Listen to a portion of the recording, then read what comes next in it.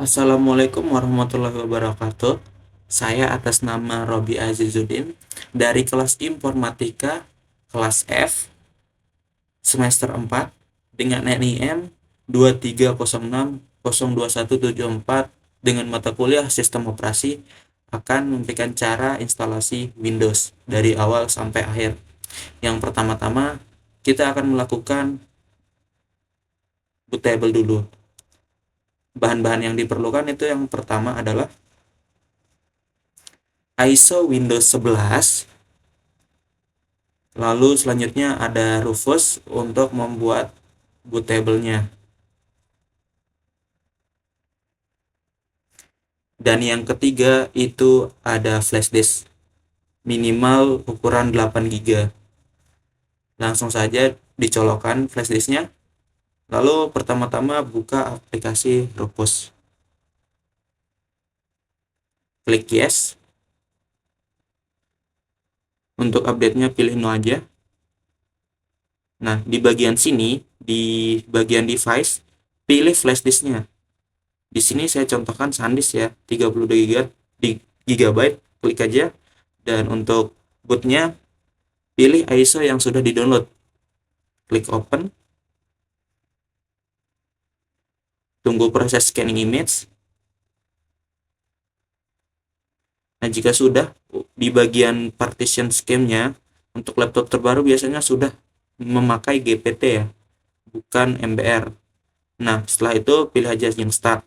Untuk di bagian customize Windows installation ini, tergantung laptop yang mau diinstal ya. Apakah dia udah RAM-nya 4 GB di atas dan sudah support TPM2. Kalau sudah support ya nggak usah dicentang aja, nggak apa-apa. Terus untuk yang kedua, remove requirement-nya juga dihilangin centangnya. Di sini akan muncul warning karena USB-nya akan di reset ya, atau dihapus semua, di format lah gitu. Nah, lalu klik start, lalu tunggu hingga selesai.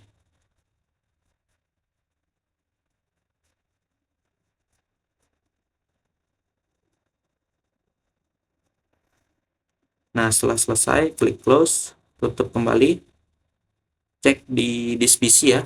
Di sini di flash disknya akan berubah ganti nama ya. Jadi ya jadi seperti yang digambar lah. Intinya berubah. Itu artinya bootnya sudah jadi ya. Lalu selanjutnya adalah ke proses menu BIOS pada laptop ya. Nah, pada laptop ini setiap merek itu berbeda-beda ya. Untuk masuk menu BIOSnya ada yang pakai F2, F10, F12, delete, dan escape ya. Nah, karena laptop yang saya pakai ini pakai escape ya, jadi untuk caranya ntar pas di menu restart, pas udah di restart, itu tombol escape-nya di tap-tap terus, diklik-klik terus sampai masuk BIOS.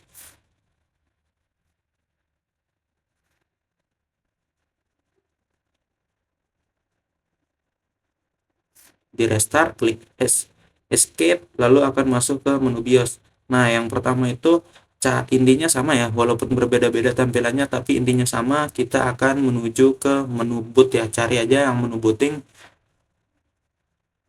Nah, setelah sampai di sini, di bagian boot option priority, di bagian boot option 1 biasanya akan otomatis SSD-nya atau internal dari si laptopnya. Nah, yang nomor satu itu kita ganti jadi flash disknya. Nah, biar ntar pas nyala itu langsung otomatis ke booting ke flash disknya. Nah, habis itu save, change and exit, lalu save configuration, yes, laptop akan booting ke flash disknya. Nah, seperti ini. Lanjut, untuk klik to installnya pilih aja standar, time and currency formatnya ganti ke Indonesia.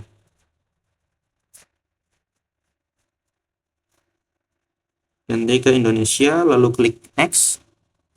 Keyboardnya biarin aja default, next aja. Install Windows 11 dan I agree centang ya. Terus di next lagi. Untuk produk kayaknya ini kalau punya silahkan diisi, kalau nggak punya pilih aja I don't have.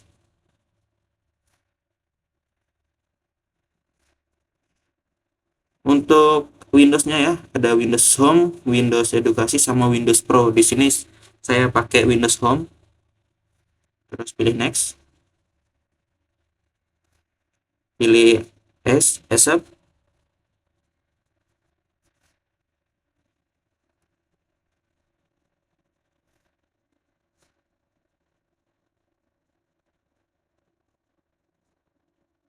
Nah, setelah masuk di sini tuh si disknya atau si penyimpanannya itu akan terdetek ya. Di sini saya menggunakan storage 128 GB ya.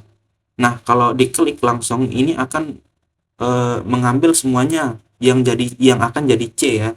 Nah, karena di sini saya mau bikin D, pilih aja yang create partition, select disknya lalu create partition, terus size MB-nya itu misal saya kasih 50 GB. Maka saya akan kasih 51.200 karena 1 giganya itu bernilai 1024 MB. Lanjut klik apply.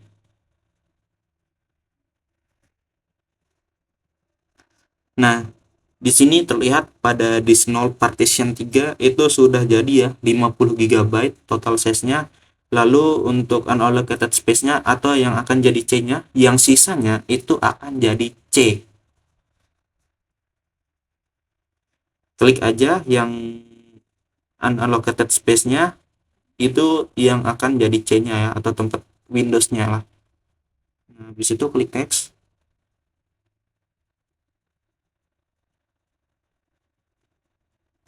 Di ready to install, lalu klik install dan tunggu hingga selesai. Proses ini memang memakan waktu yang lumayan.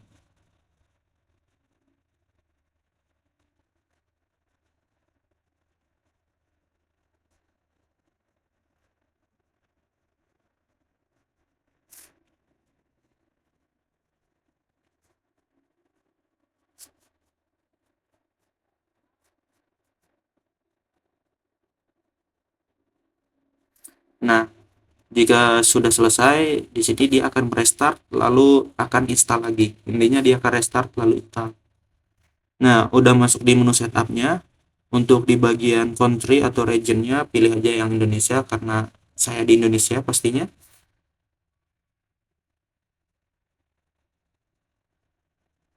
Pilih Indonesia lalu klik yes. Untuk keyboardnya default aja yes. Ini saya skip untuk menambah keyboard layout. Di sini silahkan connect ke internet dulu, lalu klik next. Tunggu proses update. Setelah terupdate, maka akan restart dan akan setup lagi. Di sini untuk login Microsoft Experience atau Microsoft Account, pilih aja yang sign in karena di Windows 11 mewajibkan pakai akun.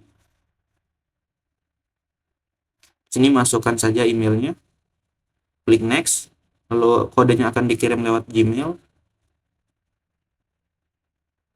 Sign in. Setelah sign in, maka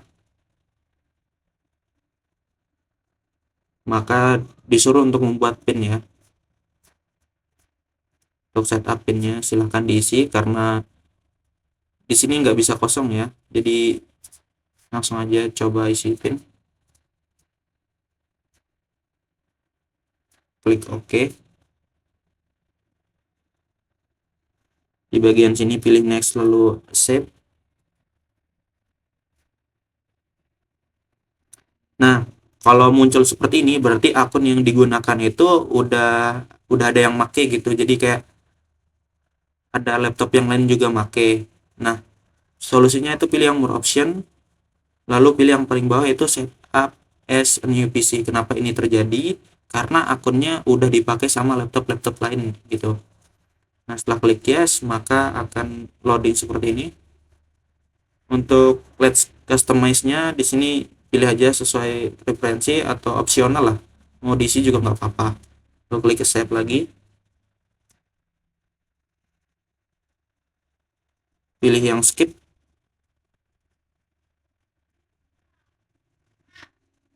Ini untuk Microsoft ya, Microsoft Word, Microsoft Excel, decline aja Microsoftnya.